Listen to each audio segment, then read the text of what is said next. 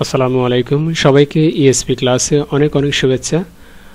আজকে আমরা যে টপিকস নিয়ে আলোচনা করব এটা হচ্ছে টু, আর এটাকে আমরা বিভিন্ন আঙ্গিতে দেখি। অনেক সময় টু দেখি, আবার অনেক সময় টু দেখি, আবার অনেক সময় টু দেখি। এখন এই টু এর যে তিনটা ফর্ম দেখা যাচ্ছে, এক এক সময় এক একভাবে দেখি। আসলে এটার কারণটা কি, বা এটা কি কি অর্থ বহন করে, কোথায় কিভাবে ইউজ হয় সেটা আমরা দেখব। সচরাচর বলতে গেলে যে টু এই শব্দটা বোঝাচ্ছে অধিকতর, যার আমরা বাংলা অর্থটা দেখতে পাচ্ছি যে অনুচিতভাবে বেশি, মানে অধিকতর বলতে অনুচিতভাবে বেশি, যে যতটুকু আশা করা হয়েছিল তার চাইতে একটু বেশি, অতিরিক্ত, যেটাকে আমরা এটাও বলতে পারি। পাশাপাশি আবার অত্যন্ত, অত্যধিক এবং খুব, এই সমস্ত অর্থে সচরাচর টু এই শব্দটা কি হয়, ব্যবহার করা হয়। এটার পরে, এই টু এর পরে কি বসে সচরাচর? অ্যাডজেক্টিভ কিংবা অ্যাডভার্ব বসে। তার মানে অ্যাডজেক্টিভ কিংবা অ্যাডভার্বের আগে কি বসতে পারে? টু বসতে পারে। তো এই টু শব্দটা যখন বসবে, তারপরে যে অ্যাডজেক্টিভ বসবে বা অ্যাডভার্ব বসবে, এই অ্যাডভার্ব সিঙ্গুলার হতে পারে, আবার প্লুরালও হতে পারে, কাউন্টেবল হতে পারে, আবার আনকাউন্টেবলও হতে পারে। এখন আসি আমরা প্র্যাকটিক্যালি দেখি। প্রথমে টু, এই টু দিয়ে কি বোঝাচ্ছে আর টুটা কি? তোমাদেরকে সংক্ষেপে বলি, টুটা হচ্ছে একটা প্রিপোজিশন। ইংরেজিতে ইংলিশ গ্রামারে টুটা হচ্ছে একটা প্রিপোজিশন, যেটা কোন একটা মানে বিশেষ করে ডিরেকশনের ক্ষেত্রে, কোন একটা ডিরেকশনকে যখন নির্দেশ করা হয় তার ক্ষেত্রে মূলত এই টুটা ব্যবহার করা হয়। এখন যদি তোমাকে প্র্যাকটিক্যাল উদাহরণ দিয়ে যদি আমি বলি, যেমন আমি হেডমাস্টারের কাছে কি লিখব? চিঠি লিখব। তো সেক্ষেত্রে কি আমি কি টু লিখি না টু লিখি? টু বলতে এখানে কি বোঝাচ্ছে? প্রতি। কি বোঝাচ্ছে? প্রতি। প্রতি, ঠিক আছে? কার প্রতি? হেডমাস্টার প্রতি। তো এই জন্য আমরা লিখি to the headmaster, to the principal, এভাবে আমরা লিখি। তো তার মানে কোন একজন ব্যক্তির দিকে, কোন একজন ব্যক্তি কিংবা বস্তু, শুধু ব্যক্তি যে তা না, কোন বস্তু কিংবা ব্যক্তির দিকে যখন আমরা ইন্ডিকেট করব, এই ইন্ডিকেটের ক্ষেত্রে সচরাচর টুটা কি হয়, ব্যবহার করা হয়। ওকে। আবার অনেক সময় তে অর্থে ব্যবহার করা হয়, তে, ঠিক আছে? বাংলাতে তে অর্থে ব্যবহার করা হয়। এবার আসো একটা প্র্যাকটিক্যাল উদাহরণে দেখি। যেমন এখানে একটা সেন্টেন্স রয়েছে, জশুয়া অ্যান্ড আই। এখানে দুজন ব্যক্তির কথা বলা হয়েছে, জশুয়া অ্যান্ড আই, মানে জশুয়া এবং আমি are going to the mall. Mall বলতে একটা শপিং মলের কথা বোঝানো হয়েছে, যে Joshua and I are going to the mall. Joshua এবং আমি এই দুইজনেই কোথায় যাইতেছি?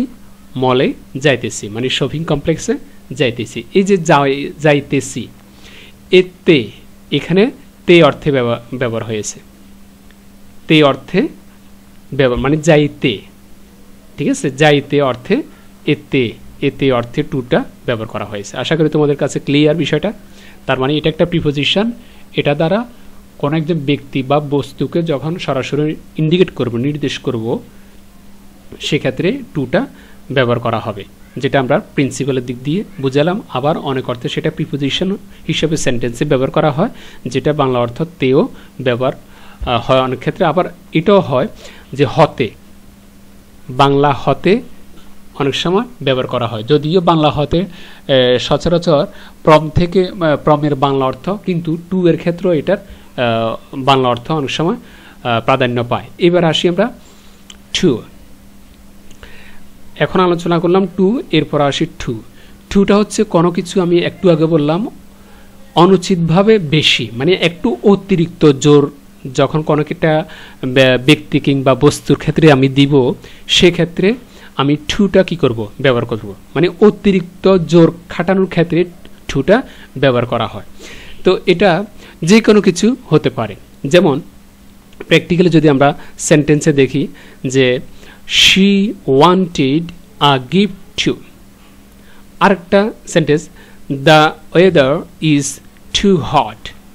এই যে অতিরিক্ত গরম বা একটা তোমার গিফট বা একটা উপহারও চেয়েছিল, যে একটা উপহারও চেয়েছিল, এই যে ও, এটার দ্বারা বোঝাচ্ছে যে ও, তার মানে সে উপহারও চেয়েছিল, এমনিতে উপহার চেয়েছে, এমনিতে উপহার তো চেয়েছে, মানে উপহারের ভিন্নতা রয়েছে।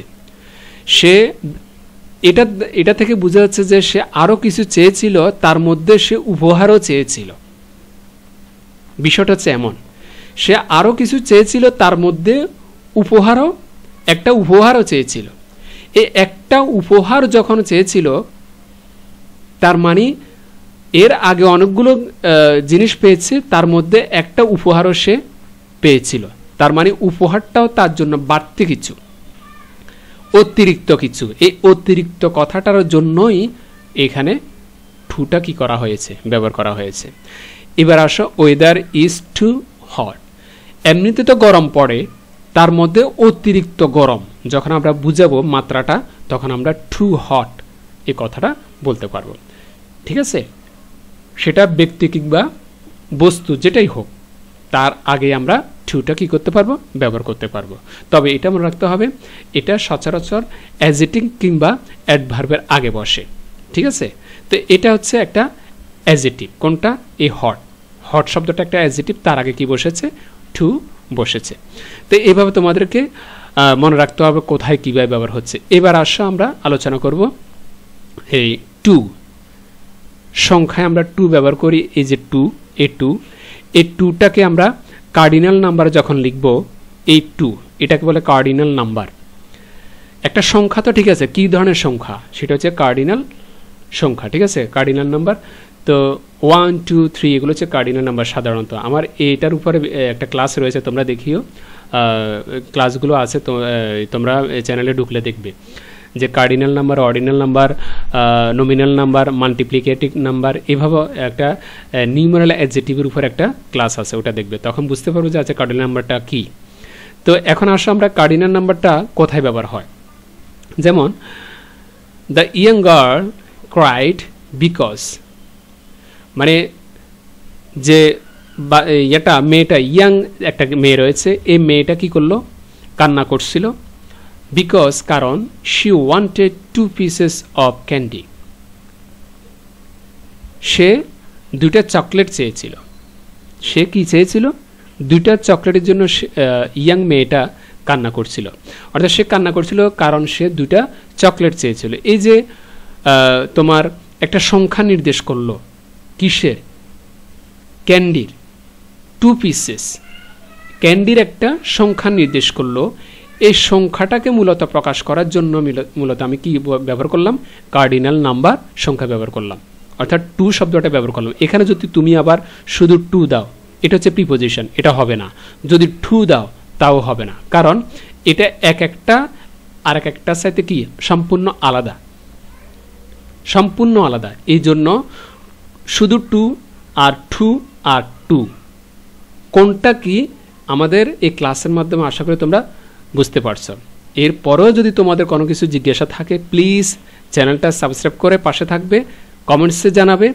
আর আমাদের ইএসপি ক্লাস অফিসিয়াল গ্রুপ এই নামে একটা ফেসবুকে একটা গ্রুপ আছে, তোমরা চাইলে ওখানেও জয়েন করে আমাদেরকে কিছু জিজ্ঞাসা থাকলে জিজ্ঞেস করতে পারো। আর যে ক্লাসগুলো করাচ্ছি তোমরা এটার পিডিএফটা চাইলেও সেটাও নিতে পারো। এভাবে আরও সুন্দর সুন্দর ক্লাস চাইতে অবশ্যই চ্যানেলটা সাবস্ক্রাইব করে রাখবে। খুদা হাফেজ, আসসালামু আলাইকুম।